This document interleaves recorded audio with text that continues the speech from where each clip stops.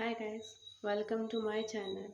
चलिए my way friend के part 8 को स्टार्ट करते हैं। जैसे हमने पिछले पार्ट में देखा था कि विंग वैन सेक्ट पर हमला करने के लिए बाकी के सभी सेक्ट लीडर के साथ पहुंच जाता है, वो भी सीक्रेटली। तो चलिए आज के पार्ट को स्टार्ट करते हैं। वांग विंग और सभी लोगों ने वैन सेक्ट पर अटैक कर दिया था।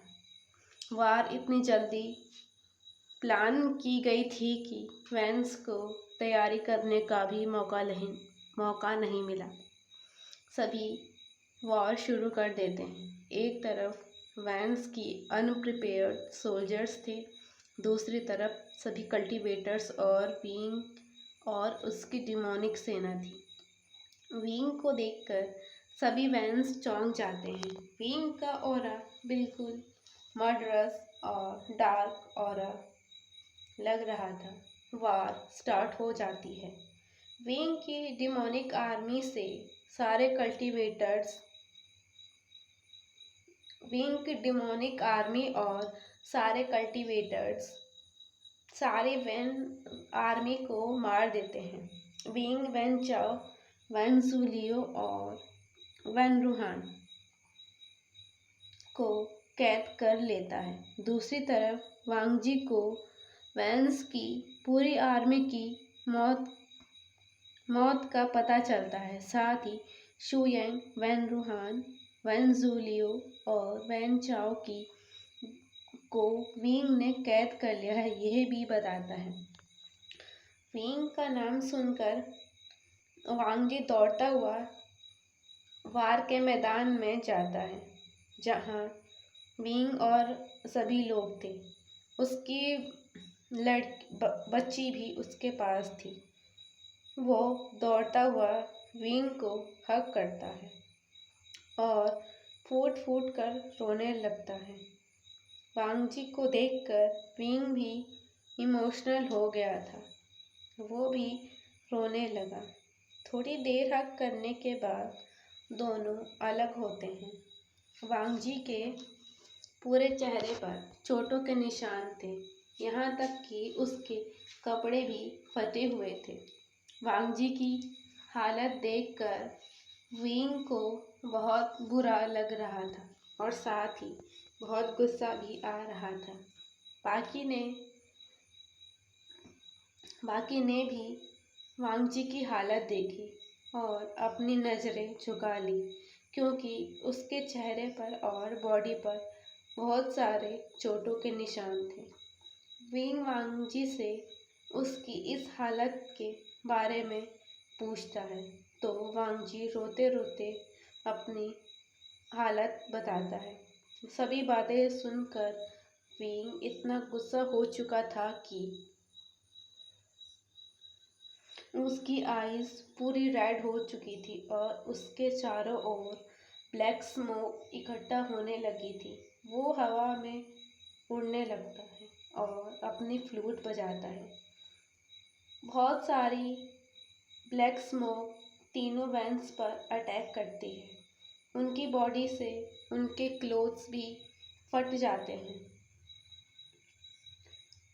उनकी होल बॉडी पर खुद ही कोड़ों और स्ट्रेचेस के निशान बनने लगते हैं। उन चोटों से ब्लड निकलने लगता है। तीनों दर्द में चिल्ला रहे थे।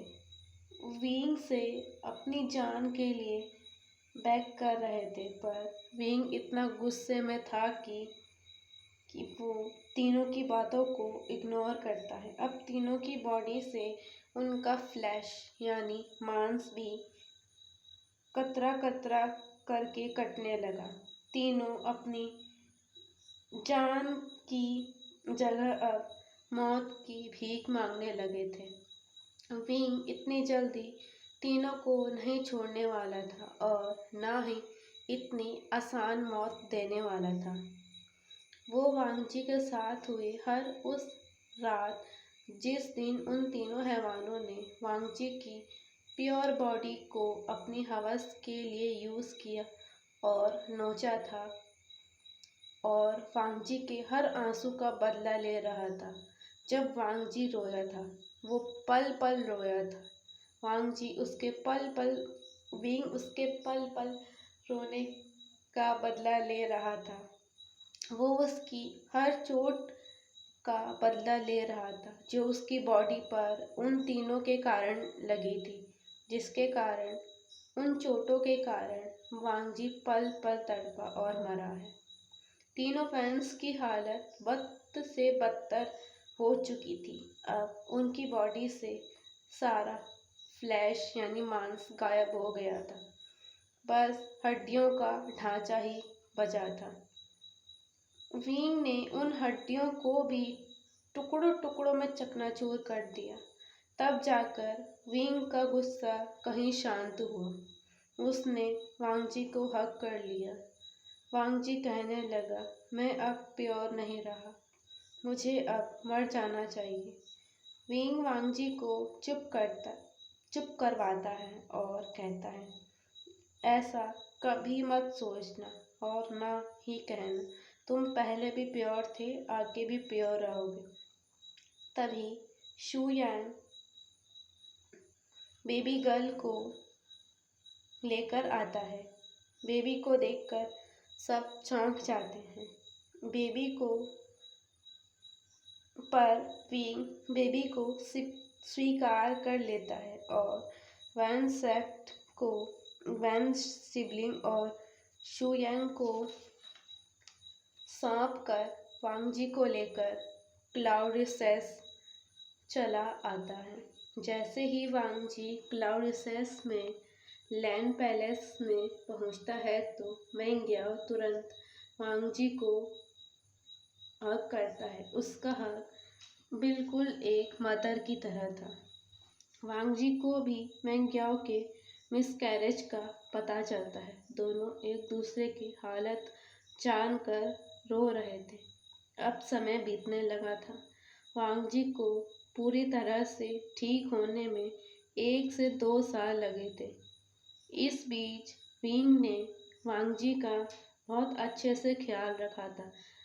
अभी भी कई बार वांग जी को वन सेक्ट में हुए उसके साथ मिसबिहेव के कई बार सपने आया करते थे और वो रातों रातों में चिल्लाया करता था। पर विंग ने उसका हमेशा साथ दिया और हमेशा ख्याल रखा। उसने किसी भी तरह की सेक्सुअल एक्टिविटी वांग जी के साथ करना बंद कर दिया था। 2 साल भी बीत जाते हैं। वांग जी और विंग की शादी होने वाली थी और उन दोनों की शादी भी धूमधाम से होती है।